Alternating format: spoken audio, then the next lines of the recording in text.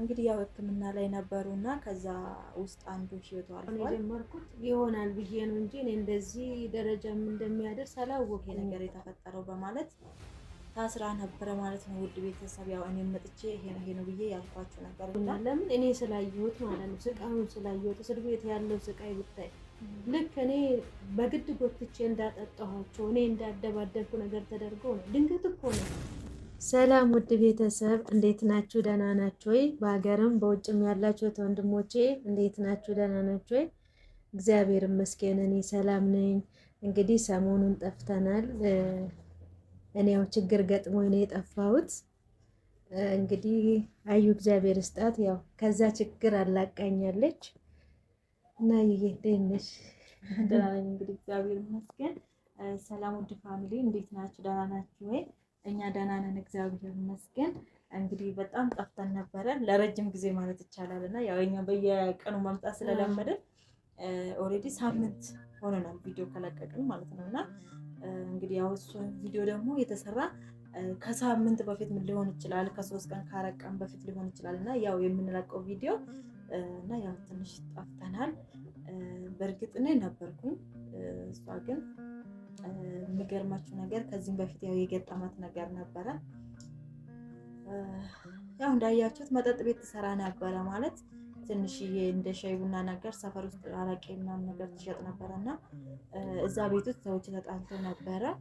ያው በዚህ አጋጣሚ ማለት እንደዚህ አይነት በመጠጥ ስራ ላይ የምትሰሩት ሰዎች ራሳችሁን እየጠበቃችሁ ስሩ ማለት ፈልጋለሁ። በዛ ምክንያት ሲጀምር በዛ ምክንያት ሰዎች ተጣልተው ነበረ ማለት ከዚህም በፊት ያው ነግረናቸዋል ቪዲዮ ላይ።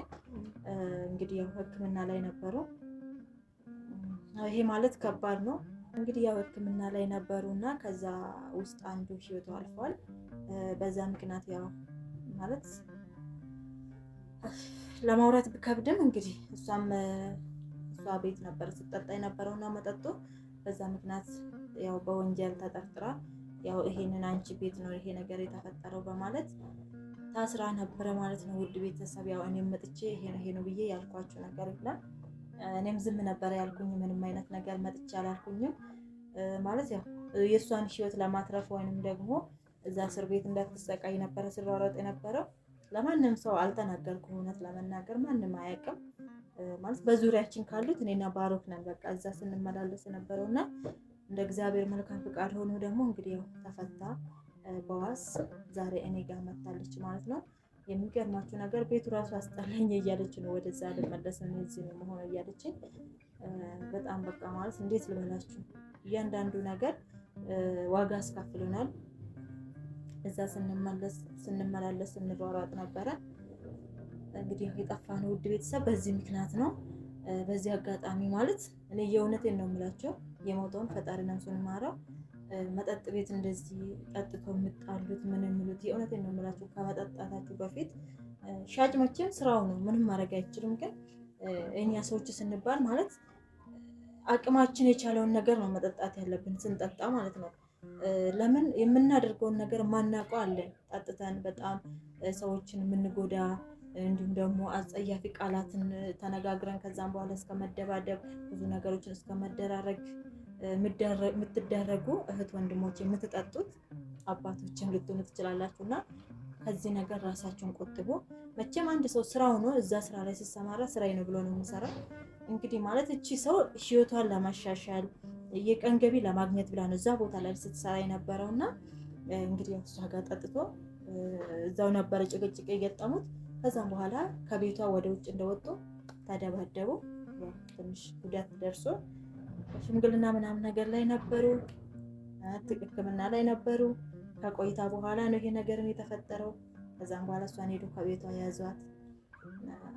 ከባድ ነው አንዳንዴ ህይወት ማለት ፈተና ነው በቃ የእውነት። ኢትዮጵያ ላይ ደግሞ በዚህን ሰዓት ምን ሰርቼ ራስን ልቀይር ተብሎ በምታስብበት ሰዓት እኔ አልፈርድም። ስራዋ እስከሆነ ድረስ እቺ ሰው ምንም ማድረግ አትችልም።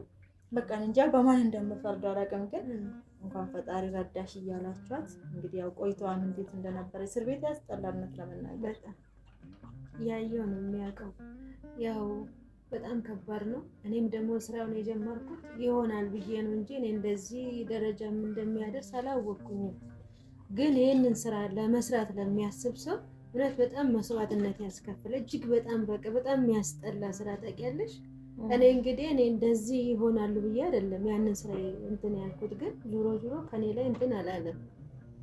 አሁን እንደውም መጠጥ ቤቱን በጣም እየተከለከለ ነው መሆኑ። እንደውም ደስ ብሎኛል። ለምን እኔ ስላየሁት ማለት ነው፣ ስቃዩን ስላየሁት። እስር ቤት ያለው ስቃይ ብታይ ልክ እኔ በግድ ጎትቼ እንዳጠጣኋቸው እኔ እንዳደባደብኩ ነገር ተደርጎ ነው። ድንገት እኮ ነው እንትን ባለውበት ሰዓት ነው መጥቶ ይዞኝ የሄዱት። ትፈለጊያለሽ? ይሄ እንደውም በስመ አብ እሱ ነበር እንደውም የመሰለኝ ወይ እሱ ከዛ ሞቶ መጥቶ ይሆን ምናምን በቃ የሆነ የተሰማኝ ስሜት ልነግርሽ አልችልም። በጣም ከባድ ነው እውነት እህቶቼ። እንደዚህ መታችሁ ይሄን ነገር ለመስራት የምትፈልጉ ሰዎች እውነት በጣም መስዋዕትነት ያስከፍላችኋል። በጣም እንጃ ከባድ ነው እና እግዚአብሔር ያው ታውቃላችሁ እንደምንለው ነው። እሷ በመኖሯ እሷ ራሷ ዋስ ሆናልኝ ምን እንትን ሆናልኝ። ያው ምንም ነገር ስላልተገኘብኝ እግዚአብሔር ይመስገን። በእሷም በባሩክም እንትን ተፈትቻለሁ እላችኋለሁ። ውድ ቤተሰቦቼ አዩዬ በጣም ነው የማመሰግንሽ። የሚገርማችሁ ማለት ነው በቃ እንጃ እኔ ወንድሞቼ ራሱ የት እንደወደኩ አያውቁም በዚህ ሰዓት ማለት ነው፣ አይጠይቁኝም ማለት ነው። አዩ በመኖሯ ባሩክ እግዚአብሔር ስጦ ያሳድገው እሱ በመሆኑ እነሱ ሁለቱ ነው ተራሩጦልኝ ከዛም እንደወጣ ያደረጉኝ ስንቅ ምንም ይዞልኝ እየመጡና በጣም ነው የማመሰግንሽ አዩዬ። ያው የጠፋንበት ምክንያት ይሄ ነው እና በጣም ከባድ ነው። ያው እኔ እንደዚህ እንዲጣሉ ለዚህ ደረጃ ይደራረሳሉ ብዬ እኔ አላሰብኩም። በእርግጥ እኔ ያው በጣም ነው ያዘንኩት እንደዛ በመፈጠሩ። ደግሞ እኔ ፈልጌ አይደለም እንደዛ እንዲሆን ያደረኩት። ያው ከመጠን በላይ ሲጠጡ ምስሉ በአሁኑ ሰዓት ላይ ሰው ጠጭ ብቻ ነው በቃ ያለው የሚያዋጣሽም እዛ ሀገር ላይ ደግሞ መጠጥ ብቻ ነው። እኔም እንደ ማንኛውም ሰው ሰርቼ እንደዚህ በቃ ከሀገሩ ጋር የሚሄደውን ይሆናል ብዬ ነው የጀመርኩት። ግን ይሄ ሁሉ መስዋዕትነት እንደሚያስከፍለኝ አላሰብኩትም። ያው እንግዲህ እንደሰማችሁት ነው ውድ ቤተሰብ።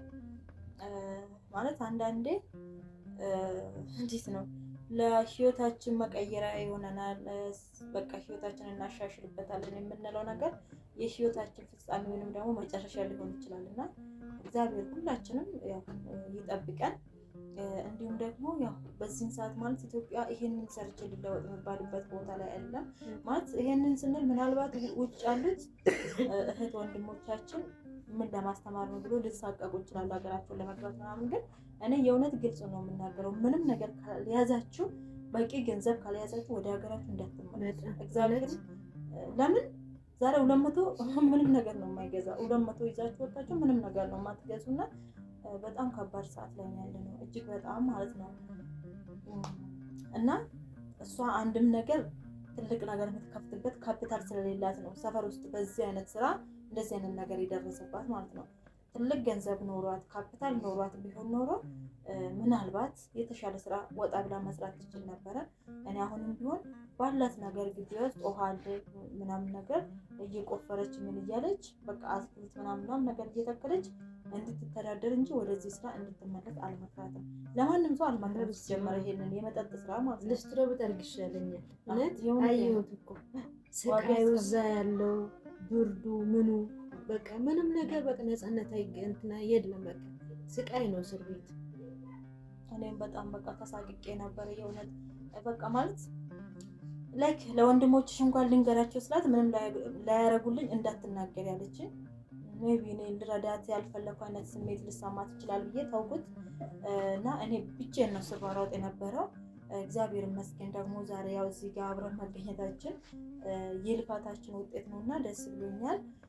እንግዲህ እግዚአብሔር አምላክ የሁሉንም ሰው ፍጻሜ ያሳምር። መጀመሪያ ምንም ይሁን የእውነት መጨረሻችን ያሳምር ማለት ቀላል ነገር ይመስላል እና ውድ ቤተሰብ እንግዲህ የጠፋነው በዚህ ምክንያት ነው። ክፍለ ሀገር ሄጄ ነበር እኔ ራሱ በቃ በጣም ነው ተራሩጬ የተመለስኩት የእሷ ጉዳይ ሆኖብኝ ማለት ነው። ያው እንዳያችሁት ለመድኃኒዓለም ዝክር ነበረ። ዝክሩን ብትኖር ኖሮ እሷ ነበረች የምትወስድልኝ፣ እሷ ስላልነበረች አይታችሁታል። በሌሊት ነው አድርሼ ወደ ክፍለ ሀገር ሄጄ ወደው የተመለስኩት።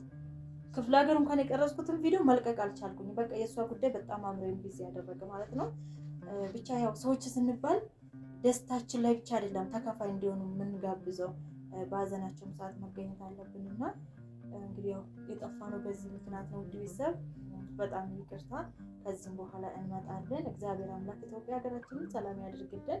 እንግዲህ እሷንም ያው እንኳን በሰላም ወጣሽ በሏት፣ የሞተውንም ነፍሱን ይማረው። ባይሆን በጣም መልካም ነበር። እጅግ በጣም ያዘንነው የእውነት እጅግ በጣም ማለት ነው እና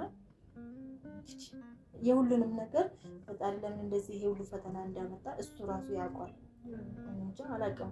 ይሄ ሁሉ ነገር የሚገባ ሰው አልነበረችም እውነት ለመናገር በብዙ ነገር ነው የተፈተነችው። እግዚአብሔር እንግዲህ መጨረሻውን ደግሞ ያሳምርልን። አንቺም ብዙ ለፍተሻል ከኔ ጋር እውነት በጣም በስመ አብ ያ ነገር ያን ሁሉ ርቀት ሀገር ሄደሽ ከእንደገና ለእኔ ደግሞ ተጨንቀሽ ከዚህ ከዛ እንደ እናት ለእኔ ተሯሩጠሽ እንትን ብለሻልና እግዚአብሔር እሱ ይክፈልሽ። እውነት አንቺ ሁል ጊዜ ሰብሳቢ ሆኛ ሁል ጊዜ ማለት ነው ምንም ባልጠቅምሽ ራሱ አንቺ ለማንም ትሮጫለሽ። እግዚአብሔር ውለታሽን ይክፈለው። እውነት ምን ጊዜም አንቺ ከማንም በላይ ነሽ ለእኔ ሁሌ የምምለው ማለት ነው። እንደዚህ ሚዲያ ላይ ምን እንደምናወራው አይደለም ብዙ ነገር ነው እሷ የምትሆንልኝ። እግዚአብሔር ያውቃል። ስለሆነ ስንት ደቂቃ ነው? ይበቃል። እንግዲህ ውድ ቤተሰቦቻችን እናመሰግናለን። ሰላም ሁኑልን።